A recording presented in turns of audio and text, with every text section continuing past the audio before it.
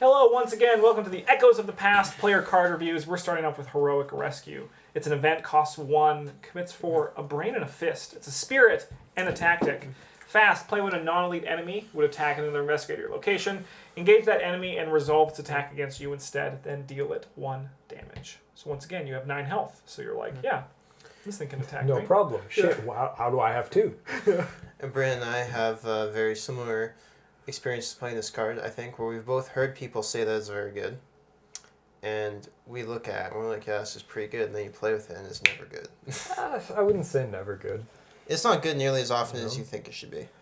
It reminds me, personally, of that one, not exactly, but of the one from Dunwich where you shoot the wrong enemy. Or the enemy hits the other enemy. Oops. Where it's like, things have to be right. I mean, like, this one's more common to go off. I can admit that completely.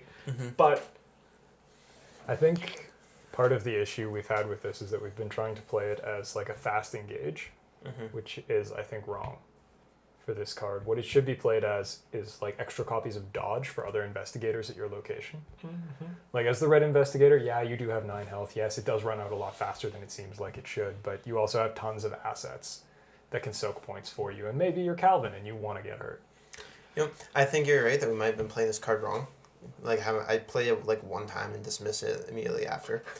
So there's that. But I think where this card really shines is free damage. yes. Yeah, like it is Tesla's damage. If you're playing Zoe, it's also effectively free. You know. And maybe you kill the enemy. Maybe there's 1 health left and you can just kill it. Maybe it's a cultist and he's like, I'm going to beat up your friend. And you're like, not if I shoot you, you won't. I think our consensus of this card is we don't really know how good it is, so you're going to have to play it yourself. I feel, the thing is, the damage is good. I just feel like stuff like this, surprisingly, it cannot trigger when you want it to trigger. Yeah, it's like surprisingly hard to. awkward. Yeah. It is a tactic, so you can sit it underneath your stick to the plan. Yeah, that is very good. So you could just always have access to a heroic rescue in case you needed it. Yeah. Yeah, the other thing is, like, unless you're also, like, really behind, generally, as the Guardian, you already have the enemies, right? Like, you're like, because you're already, like, attacking them and dealing damage, and now that you've lost the trust from your Seekers after getting Min killed, you, like, shooting them in the head. I'll take you. No, it's fine. But, like, there's definitely potential. I've never played it, because I've played Guardians very little. But, yeah, it's just, I feel like it's going to sit in your hand dead more often than it's going to be amazing. Not saying that it's bad. That's just what I think feel I think a lot of it is, like, you know, normally as the Guardian, you just play first and engage the enemy. So with this, you can play after someone else and just be like, cool, you're going to move out of here, and then when this guy tries to attack you for it, he's going to be fighting me. Yeah, that's an excellent point. Yeah. And it's worth an extra point, so it helps you get past that Asphalloth hump. And that's because you can play it outside of the right. enemy phase. That's an excellent you can point. You can play it at any time, right? Yeah. If you play it during the enemy phase and maybe you have a guard dog and a survival knife, then things start to look pretty It's cool. a little bit spicy. Yeah. So with Travis, we gotta play it more. This is gonna be a long video. I think we gotta talk about this card in particular, and then we gotta talk about composures as a whole. Combat training. 1 costs 1 experience as an asset, commits for fist and a foot, talented composure, and has one brain power. Non-direct horror must be assigned to combat training before it can be assigned to your investigator card. As a lightning bolt, spend 1 resource to get either +1 foot or +1 fist. These are composures. How they work is the same as this one, but for different stats. yes, In different colors. and you're basically the flavor is if you're focused and you have your composure, not a problem. But as soon as you start losing it, they're gone. Can we use this as an opportunity to just discuss the whole of them? Yeah, I can kind of As cycle through opposed them. to- I can cycle through them. That's not a problem. Yep. So Running each one individually, they're all very similar. first off, combat training. Fist is good. Foot's not so good. Having a resource sink isn't very important for blue. Nope. I think but being able to tank 80 sanity damage is surprisingly useful. I think this one is bottom of the pack ish. So here's the yellow one. Very similar, just different Yeah, stats. the yellow both one in gives you fist, which is kind of weird, but Well, because with science, you can become all-powerful. Yeah, I think this one might be the worst one. you probably Or not the worst, but the least useful. You usually have high brain. You have higher education for book. Yeah. You're not using fist. Yeah. Yeah, it's solid if you hit like a weird saw blade card that requires you to test fist or Yeah, take a your bunch of hand stuck in damage. the wall, Or you you pull get out, you get your hand stuck in the wall. Yeah, there's a bunch of treachery cards that ask you to test fist, but I don't think that makes this card good. Moxie. This one does brain and foot. And This one might be the best one. Moxie? No, the red one's No? the best one, I think. Moxie, I think Moxie's number 2. Like Alright. Moxie's Yeah. very good. Yeah, like, I think this is the second best one. especially and I use this card in my solo Finn, and it was very helpful because The brain's very nice. You have like a ton of money to sink into things being green and be able to generate a lot. Mm-hmm. And like, the reason why I don't think it's the best is a lot of the times your foot is already good enough. Yeah, sometimes you run into a monster that's like evades 6, or like when you reveal the chit, it counts as double negative. Yeah, but like most of the time for the frequency that those come up, you generally have cards that commit for foot in your hand or whatever. the purple one is called Grounded, and This one's a little bit different. during a skill test on a spell card, spend 1 resource, you get +1 skill value for this test. This one's basically +1 brain, but like not quite as flexible. Yeah. That being said, like it's still pretty solid. Yeah. It's middle of the pack. Like it does what purple wants its mighty things to do. Is It make probably Barrack Flamer explodes cards. right away though, because a lot of purple cards cost you sanity. So Yeah. No, it's not great, but it's like generally more useful than the blue or the yellow one, and then the red one, which is Sea Which one's Bueno. called? Plucky? Yeah, it's got a fun the same name too. Oh, That- good. It's a different. I have to change Yeah. it over here. So this one gives you Nope. brain or book. Now, yeah, okay, no, you. yeah, like it lets you investigate good. It lets you pass all those hard treacheries. Plus, red cards don't often cost a lot of resources, and you can generally have a lot of garbage laying around. Red also typically has the most synergy with cards in its discard, so you can cycle this over and over again. So yeah, I think this one, and then Moxie, and then I feel like personally there's a little bit of a gap. So we reviewed them all separately. What do we think of composures as a whole? Because when I first saw them, I thought they were pretty bad, and then after playing them, I thought they're pretty good. They're pretty good. Yeah, they actually. The fact that they're fast is really big for them, I think. Yeah. Yeah, being able to soak a sanity point is sometimes very good. I think that a reason why we were initially hard on them, but kind of came around to them, is we probably compared them initially to the core set cards that you put into play, and then you can spend resources to boost your stats. And we looked at these and we're like, well, this is like that, but it costs experience, and then it goes away. But like, it actually fixes a lot of the problems that we had with those, with it costing 2, and then this one's fast, you have to take an action for it, and it's And you'd actually be surprised at how long it can stay around. Like, because it's not all horror damage. It's especially just, Plucky, where you're like Mythos card that does brain damage, or is a brain test and deals brain damage to me, like I'll just pass it instead. It's yeah, and like you can also just it's only like no, it's like non-direct horror onto your character, so you have no other things you can put stuff on, right? And No, like they stick around for a long time. You can also protect us with the big man on campus. yep. Yeah, like they last a lot longer than because I was like, oh, you're gonna lose these in one turn, but Yeah. You should probably consider playing these. yeah. Next one, the off to yellow cards, anatomical diagrams. This card costs 1 to play. It's an event, commits for a brain in the book, fast.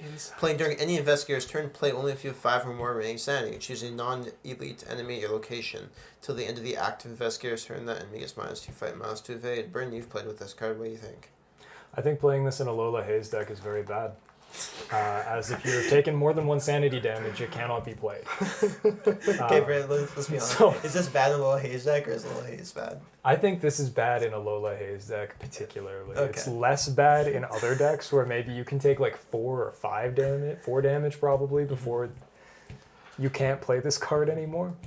That being said, the fact that it can't hit elite enemies. Yeah, This card's a little more flexible, Yeah. but I think in general it's a bad fight or flight. I think this card is not that great. Yeah, like if you're gonna play a yellow card to deal with an enemy, you can do a lot better. Like maybe you've got a plan. I don't know about you, as We've got some kind of acidic aggro. Yeah, right. Like there are better choices. I think like the cost on this one is almost nothing. yeah. But No, this card is like Fireflight, but like it's more flexible in some ways and less in others. And I think that the ways that it's less flexible hurt it more than it helps it. And I just look at this card like, and like, even if Like, you're using it to escape a situation yourself. Okay. That's alright. You're using it to help someone else. That's useless in my opinion. Like, because like I feel like your time as a seeker is better set finding clues. This card is fast, right? Yeah. So it like I think the things that this card has going for it is that firstly it does not ever ask you to make a test in order to gain the reward. Yeah, that's fair. Secondly, it costs 1 resource to play and is fast. So again, Doesn't it costs cost an you action. almost nothing to play. And like, thirdly, you can't get anything that you want. Yeah. It's just I that. also like, you can use it to kill an avian thrall, I guess. And like seekers They're do have a not lot of sanity, but like this is I see stuff like this and I just think there's so many boxes that you need to check to actually be able to play this card. If you draw it late, odds are it's just a dead card, and not because you can't. It doesn't discard for anything real, really. You're playing yellow. You don't care about brain. You don't care about fist, really. Mm-hmm. And if you can't play it, then that's one not card worth drawing a card. Is very good against is Conglomeration of Spheres, which I was just checking is not an elite enemy because you can just give it -2 fight and then punch it a lot. That's a good point. Man, that knowing the rule that you can't fail 0 unless you draw the red tentacle is a very helpful rule. But I could be wrong. I just anytime where I have to like check a bunch of boxes to have something trigger. Yeah. Yeah. But it being fast does give it a big boost. It's a very low opportunity cost, right? Like you're not actually sacrificing much else to be able to play this. However, there are a lot of better. The other side costs. is it's not very high reward. Yeah, like the reward is not as big as I'd expect for not being able to play this half of the time. I feel like with the rules, the addendum of you only have to have 5 or more sanity, this could cost 0. This could just be a thing you could do to trigger.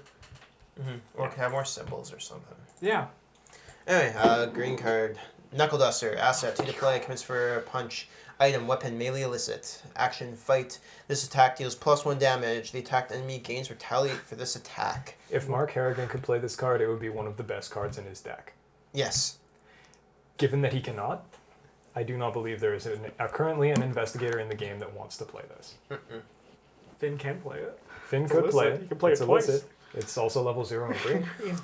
I'm glad we agree that card's trash. Yeah, it's just not good. Without a bonus to your attack, you can do so much better. Yeah, and you very rarely want to give the game an opportunity to kill you for. Yeah, like if like exactly Mark Harrigan could play it, like the enemy retaliates, that's sweet. I'll draw a card and my guard dog will fight you. Yeah. Purple cards. This is one of the most interesting cards of the cycle. Mr. David Renfield.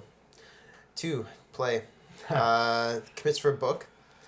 He's an esteemed eschatologist. What's an eschatologist? Oh, scat maybe. Like it's about poop. Yeah. He looks like the kind of guy that's into that. Anyway, ally, patron. He can take 2 heart and 1 brain damage. While he has at least 1 doom on him, you gain +1 book, and as a trigger ability, you can exhaust him. You can place one doom on him. +1 brain. To gain gain a resource for each doom on him. I think like this guy. This actually had like a ton of discussion about him, and I think the general consensus is that he's pretty good. Yeah. But you gotta be careful. Yeah, I always have a hard time trusting people named Renfield, because sometimes you're trying to hole up in an asylum to protect all your friends from a vampire, and then he invites the vampire in like a piece of garbage. I'm also You can't trust Renfields. He's 2 money for a static brain increase. Yeah. If he has doom. Yeah. No, but I mean, like, in general, you're going to have a doom on him or whatever. And, like, if it really becomes a problem, he's only got 2 hearts and 1 brain. If he has a problem, do that one card we talked about earlier, the astral travel. Yeah, you just dumpster whatever. If you get to play blue cards in your deck, you can use not trusted. What's it called? It's the one with Leo Anderson on it. Heals your guy and take the initiative or some garbage. I don't know. Take the I don't remember what it's called. Inspiring presence. Yeah, excuse me. Inspiring presence too. Ready your David Renfield to activate him twice before like Doom ticks over. If it was going to anyway. No, I think him having 1 brain is very big for him, because you can just sit there and tick up Doom on him until like it's actually a problem, and then like it's not hard to find something to juice him. Yeah, like same reason that the purple composure is not good is like part of the reason this guy is. Yeah, and there's also like there's a lot of play that you can do with the Doom. Like if you build a deck that's all around this, there's like there's the Moonlit Ritual, which works, and then also just getting rid of them. You have 1 ally slot, right? You can just pop another one down if like you really need to, or move with an enemy, and then that problem is solved. Or astral travel, shove them in a bin somewhere. No, like I think this is potentially one of the strongest economy cards in the game. And mean, like, it's a little bit of a shame that we haven't had the opportunity to play with him more, because I think there's a lot more to be said about him that we just can't right now. You convinced me, Travis. Next time I'm going to play Jim Culver Doom deck. Yeah. Toot toot, bring in the Doom. Cherish Keepsake, you ready, Bryn? Oh man, this card's sick. Alright, otherwise known as Mr. Patterson.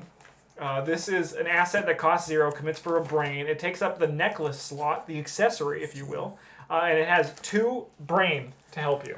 Yeah, That's it. the accessory slot is not particularly valuable for characters who are not purple. So the cost of playing this is almost nothing.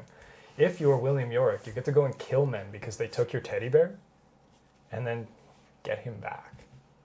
And it makes you feel better about yourself, I guess. Like with William Yorick, this means that you always have something that you can play from your... Yeah, like you're just walking around and you're like, man, this cultist is being a jerk. I guess I'll go smash him in the face. And... Oh, there's Mr. Hey, Patterson. look, it's my teddy bear. Despite this card being pretty much limited to William York and It's Calvin very decks good right in now, Calvin, yeah. it's very good, both of them. I believe Like it. a link pin almost. Yeah. Otherwise known as a linchpin. Link pin. Linchpin.